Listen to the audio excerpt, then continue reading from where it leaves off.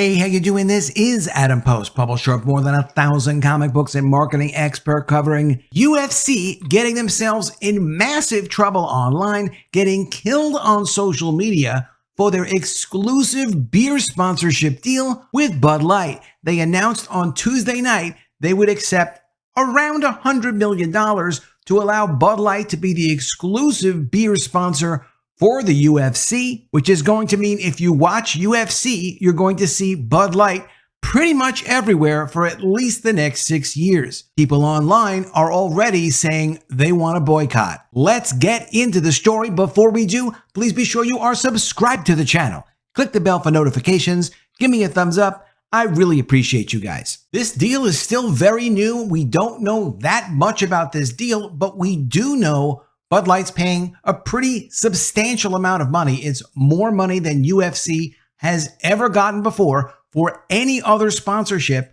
And we know, of course, it's completely controversial. A very, very bad move from a marketing standpoint to associate a good brand with a damaged brand like Bud Light. As strong as the UFC brand is, you can tell by the responses on social media. People do not like that association. They do not want to be anywhere near the Bud Light product. Bud Light sales are off as much as 70 to 90% in the South. It's a severe decline in business. There are people that aren't boycotting. They're just not going to go anywhere that brand is. They won't wear a Bud Light shirt. They won't buy a Bud Light beer. They won't take Bud Light for free. So any Bud Light association with any other brand is just going to cause that other brand to get ignored. Now, it's important to note that while Dana White runs the UFC, he doesn't own the UFC. The UFC is owned by TKO Group Holdings, and they are a public company. Not surprising to see, TKO Group Holdings stock is down 2.43%. TKO is approximately a $14 billion company, at least as of now. When I first looked at this, they were like a $13.7 billion company. Now they're a $13.5 billion company. They're down 2.43%. So every 1% is about $140 million, roughly speaking. So it's over $300 million down today on the day. How bad is this going to get for their company? We're just going to have to watch and see. But very interestingly, this is a great deal for Bud Light. Bud Light stock is up. They're not up by a lot, but they are up by a little. So while UFC stock gets pounded and they're losing money, it's worse since I first started talking about it with you right now. The Bud Light stock is going up. Why? Because this is a great deal for Bud Light. They will benefit from the damage to the UFC brand. There's no question about it. They're going to normalize and socialize the Bud Light brand a lot more than it otherwise would be. It also opens the door for other sponsorship deals for Bud Light, helping them to try to recover their brand and recover their business. But of course, it's impossible for Bud Light to ever come back to the brand that it used to be. Coming from the New York Post, UFC faces boycott calls after announcing tie-up with Bud Light, reportedly worth $100 million. UFC is facing calls for a boycott after the Mixed Martial Arts League announced on Tuesday that it inked a major sponsorship deal with Bud Light. The tie-up with Anheuser-Busch's beleaguered brew, which has been slammed with sharp sales declines since its fleeting, ill-fated campaign in April with transgender influencer Dylan Mulvaney, is reportedly worth more than $100 million, according to MMA Fighting. Quote, UFC boycott is on, one user shared on Twitter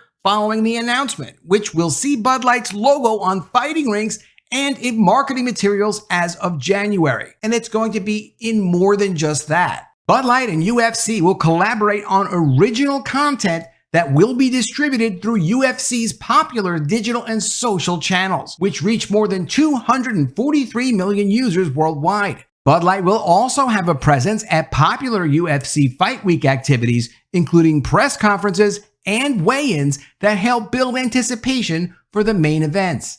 In international markets, Budweiser and select local Anheuser-Busch InBev brands will activate the sponsorships across events and marketing. And I do not know why UFC would trust Bud Light and Anheuser-Busch to not do something absolutely crazy that insults and upsets both of their customer bases. If UFC was very closely and carefully tied up with Bud Light when all of this went down, they would have continued to get a lot of punishment, and deservedly so, with all of the negative backlash to Bud Light. The Anheuser-Busch people haven't even apologized to their customers for the Dylan Mulvaney promotion in any kind of honest way, and they haven't even put out a clear explanation of what's happened. I've done more than 100 of these videos, and I've seen extensive articles, extensive behind-the-scenes interviews, and things like that. And I can tell you from a Guardian article, yes, Anheuser-Busch was well aware of the Dylan Mulvaney promotion. They made the actual can that Dylan Mulvaney received and used in the ad. Everything was signed off on by Bud Light's management, and there was an agenda to push inclusivity and seeds of inclusivity by utilizing Dylan Mulvaney. It's unclear if they wanted Dylan Mulvaney to be a full-time spokesmodel for Bud Light or not. They never said whether they wanted to or they didn't.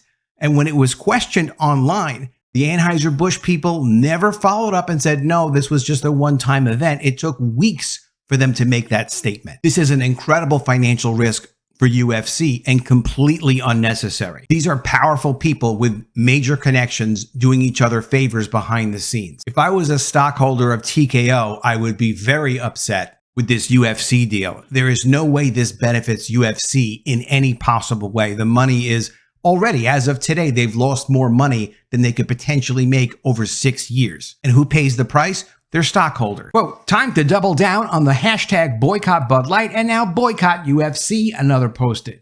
While yet another chimed in, dumb move. Quote, Bud Light and Anheuser-Busch are marketing morons to try this. Another furious user posted of the 6-year deal. It's like picking at a scab. It's going to leave a scar. Since transgender influencer Dylan Mulvaney's faithful posts in April, Bud Light has been dethroned as the #1 beer in the US, losing its top spot to Modelo Especial, which experienced double-digit growth thanks to Bud Light's demise. Robbie Starbucks says this, Bud Light is paying $100 million to be the official beer of UFC. And you know what? Lighting that money on fire would have been less embarrassing than what's about to happen. Fighters are going to hate this. Fans will hate it. The customers aren't coming back, Bud Light, period. Even Pimpin' Pimp says, time to boycott UFC. Anheuser-Busch has been fighting back with advertising dollars with campaigns featuring NFL's headline, making tight end Travis Kelce, and big-time sponsorships.